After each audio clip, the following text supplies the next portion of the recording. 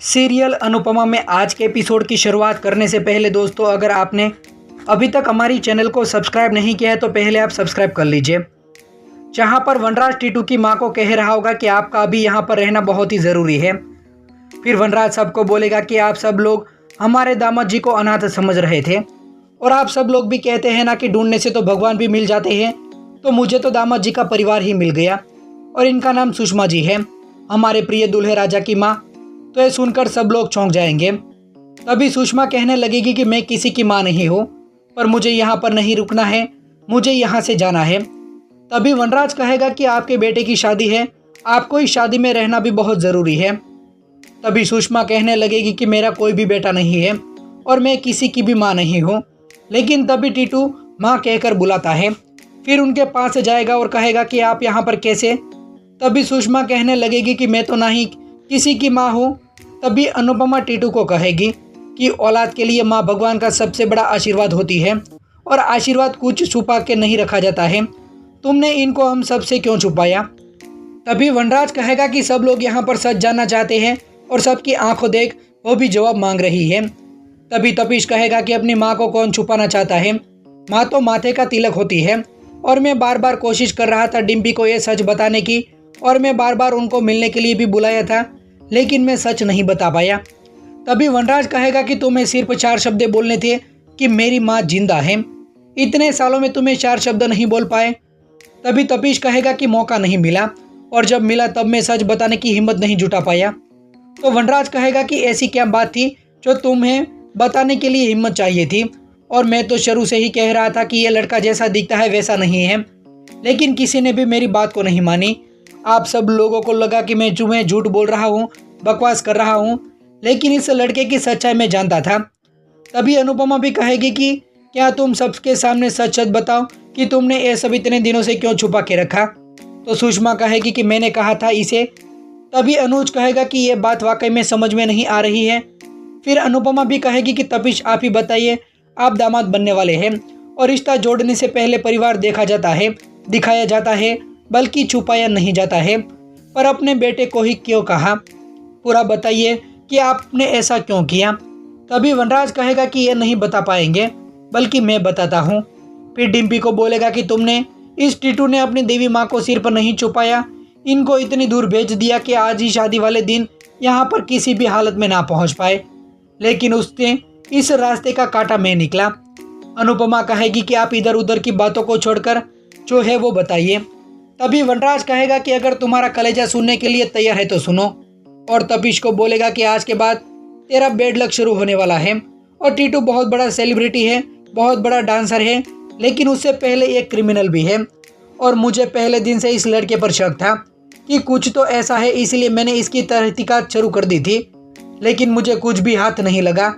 इसके बाद मैंने अपने दोस्त पुलिस वाले की मदद ली और इनके खिलाफ सबूत इकट्ठा करने लगा, और अच्छा हुआ कि हम लोग रिश्ता तय करने के लिए समधन जी के पास नहीं गए, क्योंकि जेल में रिश्ता लेकर जाना हमारे मोहल्ले में हमारी बदनामी हो जाती। तो बापूजी कहेंगे कि मतलब क्या है। तो वनराज कहेगा कि सुषमा देवी जी, उसको 15 साल से अपने नाम सुनने की आदत नहीं थी, उन्हें किसी और नाम से बुलाया जाता था, कैदी नंबर 312, क्योंकि सुषमा देवी पिछले 15 सालों से जेल की हवा खा रही थी। और अच्छा हुआ सुषमा जी आप आ गए, लेकिन समधी जी नहीं आए। तभी तोशु कहेगा कि वो क्यों नहीं आए। तो वनराज कहेगा कि वो थोड़ी हाइट पर है, मेरा मतलब है कि वो स्वर्ग में है। हम लोग अक्सर सबको तीर्थ यात्रा पर अपने परिवार वालों को भेजते हैं, लेकिन समधन जी ने तो सीधे अंतिम यात्रा पर ही भेज दिया। तो तपीश की माताजी अपने पति की हत्या के जुर्म में सजा काट रही थी पिछले 15 साल से। तो ये सुनकर सब लोग चौंक जाएंगे। फिर वनराज तपीश को बोलेगा कि तो बता कि ये सच है या नहीं। तभी तपीश कहेगा कि हाँ ये सच है, और ये भी सच है कि मेरी माँ पर मेरे पिता की हत्या का दाग है, लेकिन सच्चाई कोई है, ये इल्ज़ाम झूठा है और ये मेरी माँ को सज़ा उसकी मिली जिसने वो जुर्म किया ही नहीं है, और इस केस में फैसला हुआ था लेकिन इंसाफ नहीं हुआ था, और मेरी माँ बेकसूर है, और आप मेरी माँ से तमीज़ से बात भी कीजिए। तभी वनराज कहेगा कि तू जिसे माँ कह रहा है और तुम्हें इतने सालों से अपनी माँ को माँ कहने में शर्म आई। तभी तपीश कहेगा कि मिस्टर शाह बस कीजिए, लेकिन वनराज ये सुनते ही टीटू को जोरदार तमाशा जड़ देगा। लेकिन टीटू फिर से एक बार वनराज के सामने बोलेगा तो फिर से एक और तमाशा जड़ देता है। तभी बापूजी को बोलेगा कि एक बार आप मेरी बात तो सुन लीजिए। लेकिन तभी दिखाया जाता है कि अनुपमा तपीश का हाथ पकड़कर उसे डिम्पी के पास लेकर जाएगी और कहेगी कि तुम इस आग की साक्षी के साथ और तुम इन्हें 7 जन्मों तक वचन देने वाले थे, लेकिन वचन नहीं बल्कि सच बताने की बारी है। और डिम्पी तू इसे पूछ कि सच क्या है। तभी डिम्पी कहेगी कि तुमने मुझे सच बताने की कोशिश की लेकिन बता तो नहीं है, इससे बहुत मुझे दर्द हुआ और पापा ने अपना सच बताया है और तुम भी अब अपना सच बताओ। तभी टीटू कहेगा कि मेरे पिता ना ही अच्छे पति थे और ना ही अच्छे इंसान थे और ना ही अच्छे पिता थे। रोज शराब पीकर मेरी माँ को मारते थे और बेचारी चुपचाप सब कुछ सहन करती रहती थी। एक दिन पापा बहुत नशे में थे और उन्होंने मुझे शराब के अड्डे पर बोतल लेने के लिए जाने बोला, लेकिन मम्मी ने मना कर दिया कि मेरा बेटे ऐसी जगह पर नहीं जाएगा। तो पापा को बहुत गुस्सा आया और उन्होंने मम्मी को मारना शुरू कर दिया। और तब मैं बहुत छोटा भी था और मुझे समझ में भी नहीं आ रहा था कि मैं क्या करूं। देखते देखते पापा ने मुझे भी मारना शुरू कर दिया और उन्होंने चाकू भी उठा ली और मुझे मारने के लिए आगे बढ़े।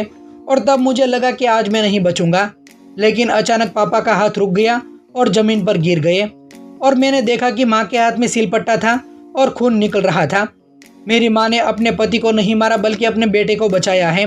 और फिर माँ ने खुद पुलिस को फ़ोन लगाया और अपने आप को सरेंडर भी कर दिया था और मुझे कसम दी थी कि मैं कभी किसी से नहीं कहूँगा कि वो मेरी माँ है और मैं उसका बेटा हूँ। ये अग्नि की कसम से कहता हूँ कि मैंने जो भी कहा वो सच कहा। तभी सुषमा भी बोलेगी कि हर माँ अपने बेटे के लिए जान दे देती है, लेकिन मैंने तो सिर्फ 15 साल दिए हैं। अब आप ही बताएं कि अगर मेरी जगह और कोई माँ होती तो क्या करती। और डिम्पी बेटा, मेरे बेटे ने कुछ भी नहीं किया है और उन्हें कोई भी गुनाह भी नहीं किया है। तभी वनराज कहेगा कि आप अपनी ये ड्रामा मंडली यहाँ से लेकर तुरंत चले जाइए, इसमें आप लोगों की ही मेहरबानी होगी, क्योंकि हमें ऐसे झूठे लोगों से रिश्ता नहीं जोड़ना है और डिम्पी और टीटू की शादी नहीं होगी। ये मेरा आखिरी फैसला भी है। तभी आज का एपिसोड खत्म हो जाता है। तो दोस्तों, आने वाले एपिसोड को देखने के लिए आप कितने ज़्यादा एक्साइटेड हैं, आप हमें अपनी राय कमेंट करके ज़रूर बताइए।